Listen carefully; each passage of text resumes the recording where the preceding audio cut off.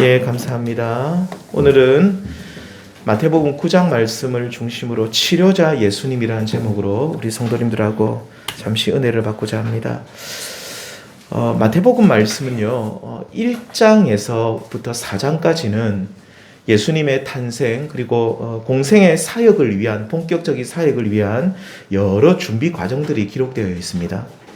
그리고 이제 5장부터 7장까지는 우리가 좀 잘 아는 말씀들이 많이 들어있는데 산상수훈이라고 해서 산상, 예수님이 산 위에서 수훈, 말씀을 전한, 말씀을 베푸신 그런 내용들인데 우리가 참 많이 아는 팔복을 비롯해서 여러 가지 하나님 나라 백성은 어떤 모습으로 살아야 하는지에 대해서 5장부터 7장까지 잘 알려주고 있습니다. 그 다음 이어서 8장부터 9장까지 말씀은 예수님의 치유 사역이 나옵니다. 우리가 이런 말씀 읽을 때 제일 재미있죠.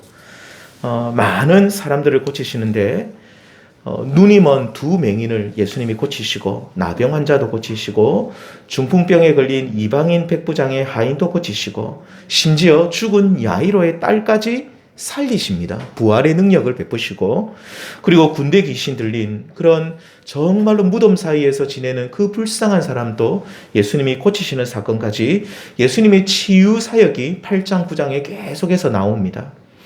우리는 예수님의 특별히 이런 치유 사건을 보시면서 한 가지 우리가 오해할 수 있는 부분이 뭐냐면 이 치유 사건을 단순히 육신의 병만 고치는 사건으로 우리가 이해할 수 있다는 거죠. 그러니까 예수님이 그냥 육신의 병만 고치시는 분이구나. 그러니까 육신의 질병만 고치는 분으로 아주 예수님을 좁게 그분을 이해할 수, 그러니까 이 오해죠. 어떤 예수님이라는 그분을 우리가 너무 좁게만 생각하는 겁니다. 그냥 육신의 병만 고치시는 분, 이렇게 오해를 할 수 있다는 것입니다. 물론 예수님은 우리가 진짜 간절히 주님 우리를 고쳐주십시오 하면 주님이 우리의 육신의 질병도 고쳐주시는 분이시지만 복음서에 나온 예수님의 치유 사건들은요, 예수님께서 우리의 몸과 영혼을 다 고치시는, 우리의 몸뿐만 아니라 우리의 영혼까지 고치시는, 그래서 온전한 사람으로 만드시는 사건들로, 치유 사건들로 우리는 이해를 해야 됩니다. 우리가 마태복음 5장 48절에 보시면 그러므로 하늘에 계신 너희 아버지의 온전하신 것 같이 너희도 온전하라고 하십니다. 여기서 온전하다는 말은요, 우리 영혼이 변화되는 겁니다. 그래서 거룩하신 하나님처럼 우리들도 거룩한 사람이 되는 것을 온전하다라고 말하죠. 성도님들, 능력을 행하는 것, 특별히 육체의 병을 고치는 일은 사탄 마귀의 종들도 가끔씩 행할 수 있다라고 예수님이 말씀하십니다. 예수님께서는 마태복음 7장에 보시면 거짓 선지자들을 너희가 조심하라고 하시면서 이 거짓 선지자들은 이런 일도 행한다라고 하죠. 그날에 많은 사람이 나더러 이르되 주여 주여 우리가 주의 이름으로 선지자 노릇하고 주의 이름으로 귀신을 쫓아내고 주의 이름으로 많은 권능을 행하지 아니하였나이까. 마지막 날 하나님의 심판대에 섰을 때에 나니 모른다. 나는 너를 모른다. 라고 책망받으며 영원한 지옥불에 던져지게 될 이 거짓 선지자들. 이들은요, 그들이 이 땅에서 사역하고 살아있을 때 어떤 일을 하는 사람들입니까? 주의 이름으로 귀신을 쫓아내고 병을 고치는 정말로 능력을 행하는 자들이었다라고 예수님이 말씀하시죠. 예수님께서 이 말씀을 하시는 것은 육신의 질병만 고치는, 너희들 육신의 질병을 고치는 것만 보면서 저기 가니까 어디 가니까 어느 기도원 가니까 저쪽 가니까 그곳에 우리를 고쳐준다더라 해서 그곳에 진리가 있다라고 너희들이 무조건 따라가지 말라고 경고의 말씀으로 주신 것입니다. 육신의 병을 고치는 일은 악한 자들도 행할 수 있는 일이라고 하면서 오직 너희는 이런 자들 따라가지 말고 나를 믿고 온전해져라고 예수님이 말씀하시죠. 다시 말씀드리지만 이 온전해진다는 말은 거룩해진다는 뜻인데 너희가 죄를 이기고 죄를 극복하는 좋은 사람이 된다는 그런 뜻입니다. 최근 이 교도소에서 출소하신 분들이 교도소라는 곳이, 이 감옥이라는 곳이 사람을 바꾸지는 못하는 것 같습니다. 잘. 교화소라고도 하는데 교화의 그 능력은 교도소에 별로 없는 것 같습니다. 어떤 사람들은 교도소에 가서 더 영악해져 가지고, 그래서 그런 일들 한 번씩 보셨죠? 교도소에서 나쁜 짓을 모의를 해가지고, 그러니까 나쁜 사람이 이제 모의를 해가지고 우리 출소하면 이렇게 나쁜 짓 한번 더 크게 한번 해보자. 그래서 이 교도소라는 것이 사람을 사실은 교도해야 되는데, 바꾸어줘야 되는데, 교정을 해야 되는데 그렇지 못한 것을 많이 보게 됩니다. 그래서 최근에 교도소에 출소한 사람들이 또다시 흉악 범죄를 저지르면서, 그러면 사람들이 흔히 이런 말을 하죠. 저도 그런 말 가끔 할 때가 있었습니다. 뭡니까? 사람은 고쳐 쓰는 것이 아니다. 혹시 들어보셨습니까? 사람은 고쳐 쓰는 게 아니래요. 기계는 고장나면 고쳐 쓸 수 있는데 사람은 고쳐 못 쓴다. 사람을 어떻게 고쳐 쓰느냐? 사람 절대 안 바뀐다. 그래서 성도님들, 우리 예수님께서는 사람이 고치지 못합니다. 교도소가 사람을 고치지 못한다 할지라도 예수님께서는 우리를 고쳐주시는 분이신 줄 믿습니다. 예수님을 믿으면 우리가 구원받는다는 말은요, 결국 예수님을 믿고 전에 행하던 우리의 악한 일을 버리면서 좋은 사람이 되어가는 과정을 말합니다. 진짜 변하지 않을 것 같은 저 사람인데 예수님께서 이러한 사람을 고치셔서 치유하셔서 좋은 사람으로 만들어가는 거, 이것이야말로 기적 중에 기적이죠. 전에 제가 사회 갈 때 정말 열심히 일하시는 권사님이 계셨습니다. 진짜 시집 와서 일평생 장사를 하신 분이에요. 지금도 장사하고 계십니다. 나이 80이 넘으셨는데도 너무 일을 많이 하시는 이유가 남편이 일을 안 하고 집에 술만 마시고 너무 괴롭히고, 그러니까 근데 애들은 다섯이나 낳았으니까 애를 먹이 살려야 되니까 이거 자기가 일을 안 할 수가 없는 게, 자갈치장 가서 일하고 공동어 시장 가가지고 생선 일하고 돈 되는 일은 다 하는 거예요. 새벽부터 몸이 부서질 때까지 일을 하는데, 이 남편을 위해서 거의 한 40년을 기도했대요. 애들 시집 장가 다 갈 때까지 계속 젊을 때 그 벌은 못 버리더래요. 정말 안 바뀌더래요. 저 인간 진짜 바뀔까? 저 인간이. 근데 딱 나이가 65인가? 정확히 기억이 안 나는데 그때쯤 돼서 이분이 은혜를 받아서 술을 끊었어요. 그 권사님 말도 인간이 됐더래요. 사람이 어느 날부터 눈빛이 달라지고 사람이 돼가지고 너무 사람이 좋아져요. 그래서 와가지고 생전 그런 일도 없는데 자기 일하는 데 와서 일도 도와주고, 와 이러노 처음에는 너무 당황스러운 거예요. 그래서 근데 권사님 와서 일도 도와주고 사람이 너무 좋아졌다는 거예요. 술을 끊으니까 사람이 정신이 돌아오더래요. 그래서 이 사람이 원래 괜찮은 사람이었는데, 근데 참 안타깝게도 그렇게 오래 사시면 좋은데 한 5년밖에 못 사셨다고 제가 들었어요. 예, 변화되고 진짜 좋아졌는데, 예, 그 알코올이 너무 많이 쌓여서 몸에, 예, 그래서 그게 이제 또 병이 오셔가지고. 그런데 천국 갈 때도 그 권사님 하시는 말씀이 너무 기쁨으로, 진짜 하나님이 계시고 저 천국이 있다는 사실을 분명히 아니까 아무 두려움 없이 죽음 앞에서도 진짜 담대하게 하나님 나라에 갔다. 그런 이야기를, 제가 그 간증을 그분이 또 식당을 하시는데 가서 반모면서 하루 종일 들었습니다. 계속 가면 또 얘기하십니다. 또 이야기하고, 한 번씩 부산 갈 때마다 한 번씩 들르는데, 이 사람이 안 바뀐다라고 하는데, 사람은 고쳐 쓰지 못한다고 하는데, 우리 예수님은 어떻게 하시냐면 이런 사람을 고치셔서 치유하셔서 좋은 사람으로 만들어 가십니다. 진짜 이것이 기적 중에 기적이죠. 오늘 본문에 사람들이 예수님을 향해서 저 예수님은 병만 고치는 분이다 라고 오해와 또 사람들의 그런 기대, 오늘 이 사건은 그런 기대를 불식시키는 사건입니다. 곧 나는 육신의 병을 고치는 것보다 더 중요한 일을 하러 온 너희의 구주가 되심을 알리는 사건이 오늘 본문 말씀이죠. 오늘 본문에 보시면 또 병자가 등장합니다. 이 사람 어떤 병입니까? 중풍병. 중풍병이 뭔지 제가 설명 안 해도 다 아시죠? 예, 중풍병인데 이 사람은 중풍병 중에서도 굉장히 심했던 것 같아요. 아예 움직이지를 못해요.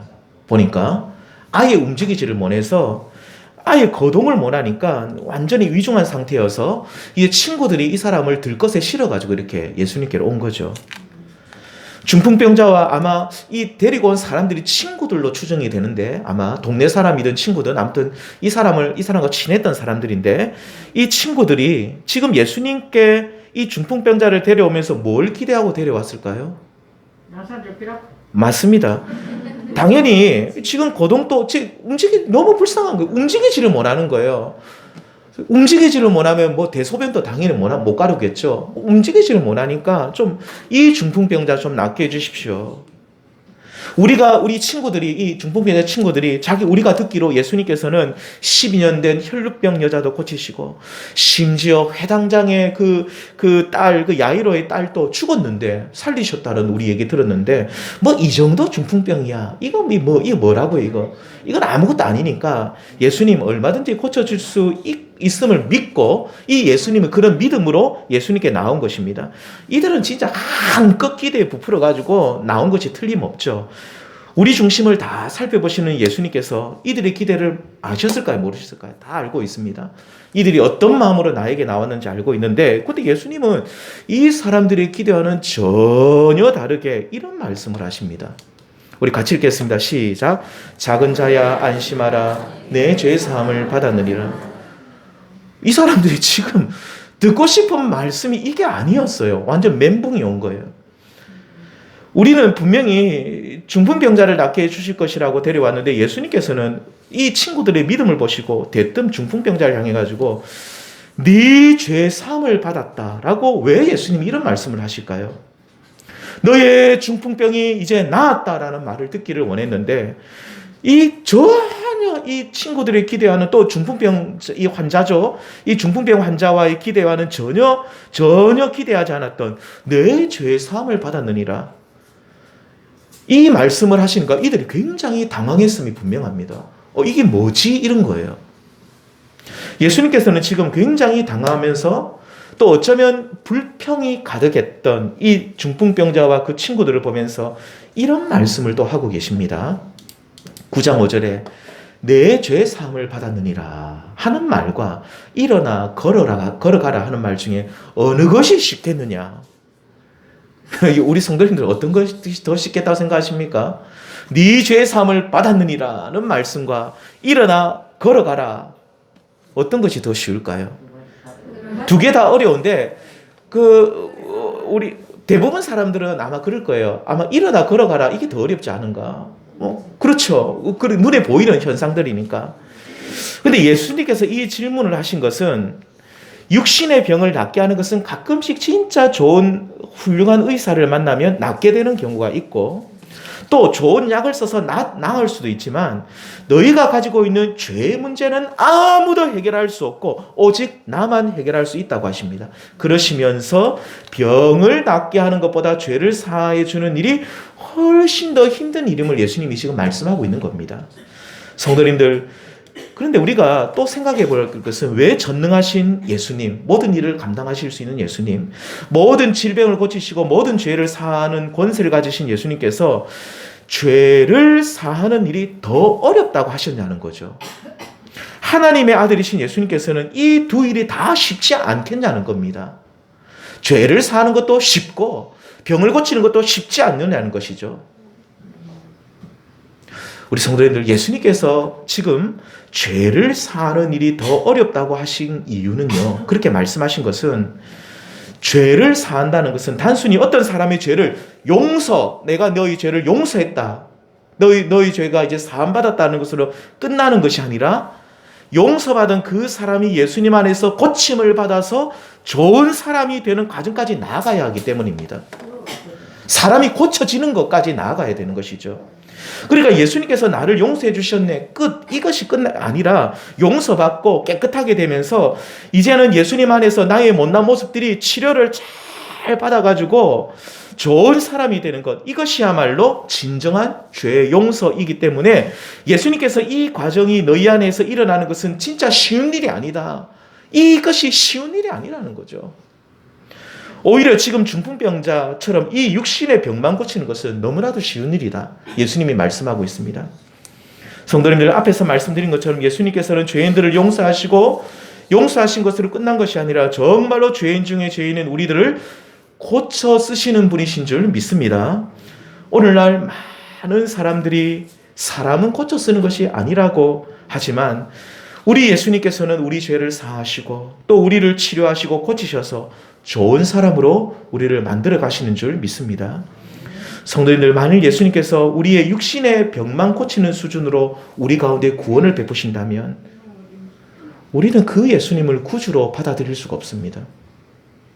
우리 구원자이시며 주님이시며 우리 죄를 용서하셔서 우리를 받으시는 예수님께서는 진짜 의사가 되셔서, 진정한 의사가 되셔서 우리 안에 일하시죠. 정말로 악하고 참으로 한심하기 짝이 없는 우리들을 고치시는 예수님이십니다. 고치시고 치료하셔서 우리를 참으로 온전한 사람으로 우리를 세워주시죠. 우리가 이 능력의 주님을 믿어야 하는 줄 믿습니다. 주 여호와 능력의 주, 내 영혼의 치료자, 말씀으로 날 고치시네.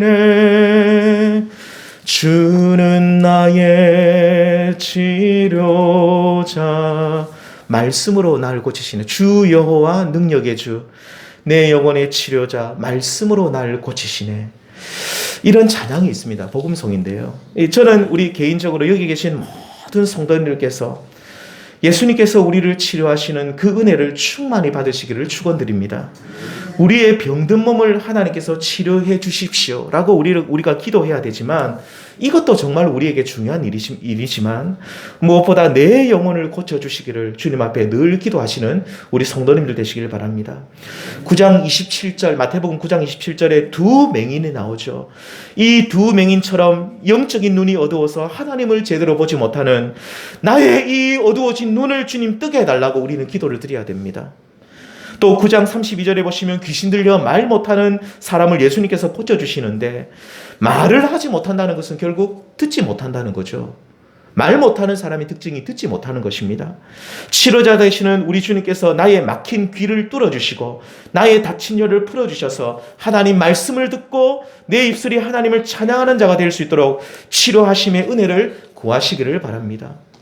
또 오늘 우리는 본문에 나온 중풍병자처럼 하나님께 대하여 움직이지 못하는 사람일 수도 있죠. 그러니까 우리 몸을 못 움직이는 것은 이것도 물론 심각하지만 이것보다 더 심각한 것은 하나님에 대하여 반응하지 못하는. 그러니까 우리는 이 세상 일에 대해서는 기민하게 움직이고 정말 잘 반응하는데, 하나님이 우리에게 말씀하시고 하나님이 우리에게 뭐라고 우리에게 신호를 주시는데도 굼뜨게 반응하고 아예 어쩌면 반응하지 않는, 움직이지 않는 영적 중풍병자와 같은 존재들이 아닌지 우리 자신을 잘 돌아보시길 바랍니다. 이러한 우리들의 병듦이 있다면 하나님 나를 고쳐주시도록, 주님 나를 치료해 주시도록 우리가 다 함께 기도할 수 있기를 바랍니다. 성도님들, 저는 우리 한길교회가 부흥하기를 원합니다. 여기 계신 분들도 다 그런 마음이 있을 것인데, 여기 계신 모든 성도님들께서 저는 정말로 모두 다가 간증자가 되기를 원합니다.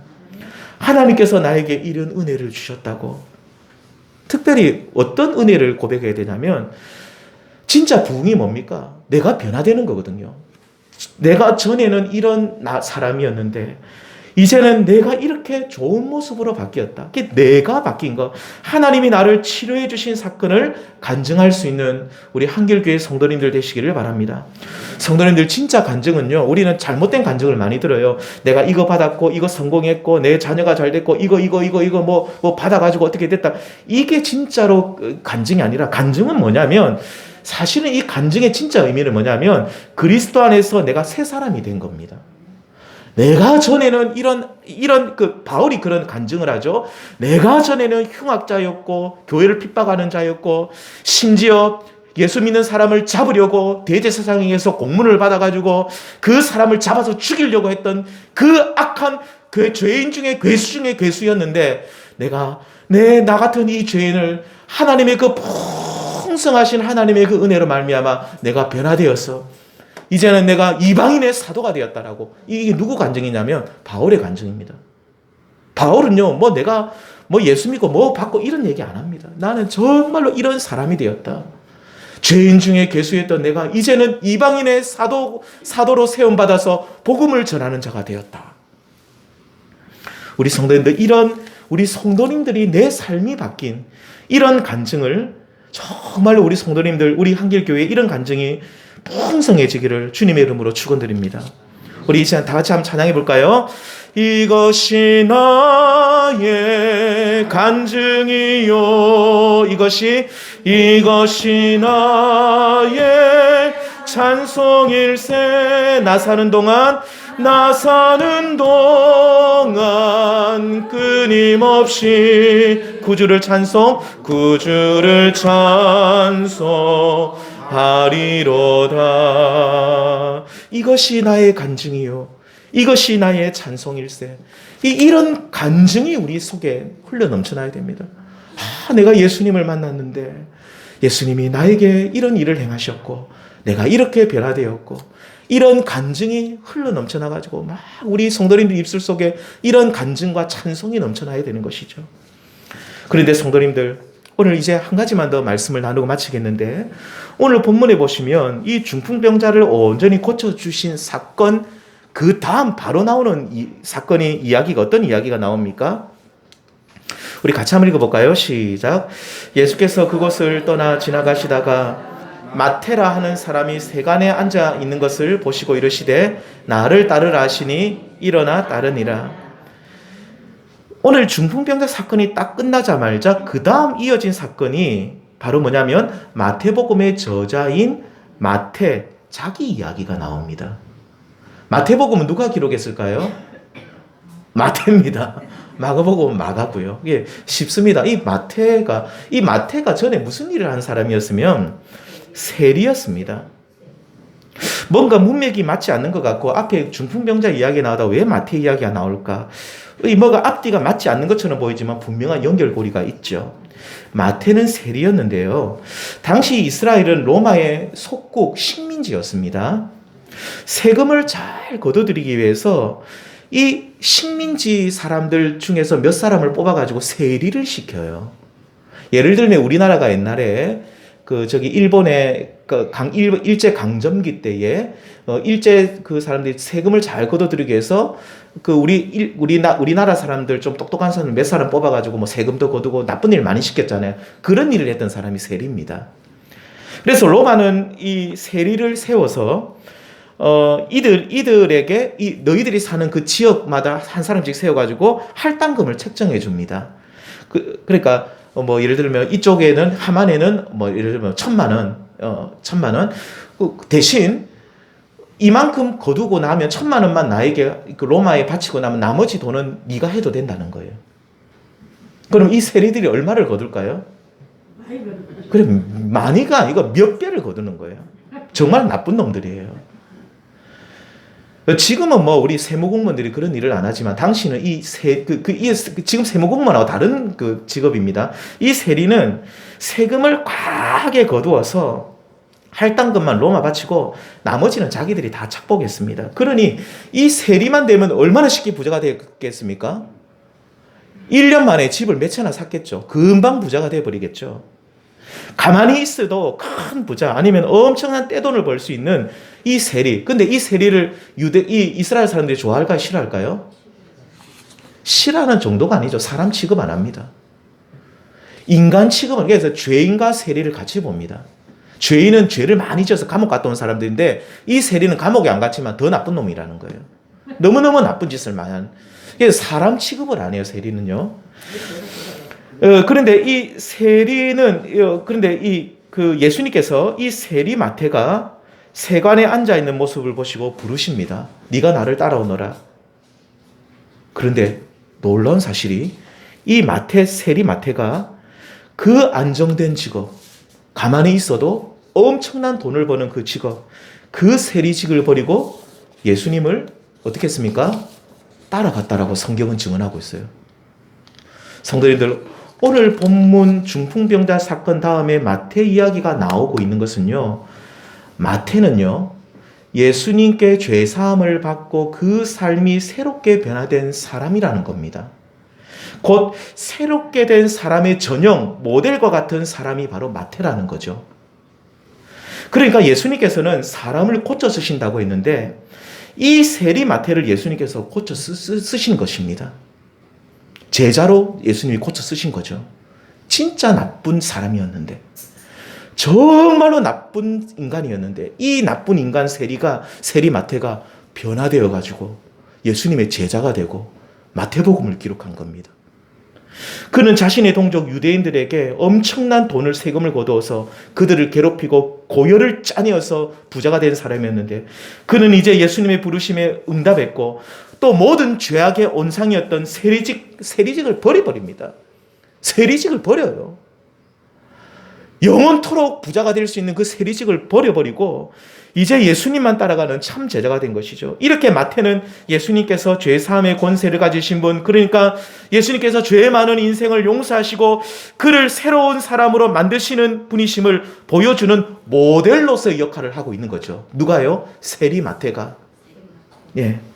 그래서 예수님께서는 마태와 많은 죄인들과 함께 식사를 하시면서 마태도 부르고 죄인들도 부르고 예수님이 그들과 함께 식사를 하시면서 9장 12절에 이런 말씀을 하십니다. 함께 읽겠습니다. 시작. 예수께서 들으시고 이르시되 건강한 자에게는 의사가 쓸데없고 병든 자에게야 쓸데있느니라. 지금 나와 함께 식사를 하고 있는 마태는 자신이 병든 자라는 사실을 자각했다는 거죠. 마태는 자기가 병든 자라는 것을 알았어요. 겉은 멀쩡한 세리로 돈도 많고 부자지만 이 세리 마태는 자기가 병든 자라는 걸 알았어요. 돈의 노예가 돼가지고 돈에 미쳐가지고 쫓아다니는 진짜 내가 진짜 병든 병자구나. 내 영혼이 병든 인생이구나. 그래서 그는 고침을 받기 위해 누구에게로 나왔다는 겁니까? 예수님께로 나왔다는 것이죠. 건강한 자에게는 의사가 쓸데없지만 그는 자신을 병든 자라고 인정하고 자각하고 있었기에 그는 병든 자임을 인정했기에 내가 이 마태를 고쳐주셨다라는 그런 말씀입니다. 이렇게 고침받은 마태는 이제 예수님께서 배설하신 마련해 주신 식사 자리에 초대되어서 예수님과 함께 떡을 떼고 교제하며 기쁨을 누리는 참으로 고침받은 치유받은 온전한 사람이 된 것이죠. 그는 이렇게 고침받은 뒤에 다시는 전에 지었던 죄, 세리로 돌아가지 않았습니다. 마태는 그 뒤로 세리로 안 돌아갔어요. 아마 마태는 그 뒤로 굉장히 가난해졌을 것 같아요. 자기가 벌었던 거 다 나눠줘 버렸거든요. 삭개오도 그렇게 했고, 빼앗은 거 다 돌려줬다고요. 사람들의 돈을 빼앗고 부자가 되려고 욕심부렸던 그러한 죄로 돌아가지 않았던 것이죠. 그는 예수님과 함께 먹고 내가 지금 예수님과 함께 사는 이것이야말로 인생에서 제일 큰 행복임을 알고 자신을 고쳐주신 예수님을 떠나지 않고 그분과 함께 사는 생활을 선택했던 것입니다. 결론적으로 마태는 예수님께서 죄를 사하는 권세를 가지신 분이심을 분명하고 확실하게 모든 사람들에게 보여주는 모델, 증인이 되었습니다. 지금 자기가 지금 간증을 하고 있는 거예요. 여러분 보세요. 마태가 지금 마태복음을 지금 기록하면서 중풍병자 이야기를 쭉 하고 예수님이 죄를 사하는 권세가 있음을 기록하고 난 뒤에 자기 이야기를 쓰고 있는 것은 나를 보라는 거예요. 나 같은 세리도 바뀌었다. 우리서 세리가 바뀌었다는 거 별로 감흥이 없었는데 세리가 바뀌는 건 쉬운 일이 아니었어요. 지금 살인자보다 더 약한 일을 한 사람이었어요. 성도님들 피 같은 돈을 이 사람이 돈을 빼앗으면 어떻게 되냐면 죽을 수도 있는데도 그런 돈을 빼앗는 정말로 나쁜 사람이었는데 이 세리 마태가 변화된 것이죠. 그러니까 여러분 나를 보라는 거예요. 나를 보라는 거예요. 자기가 지금 간증을 하고 있는 거예요. 나를 봐라. 나도 변화되지 않았느냐.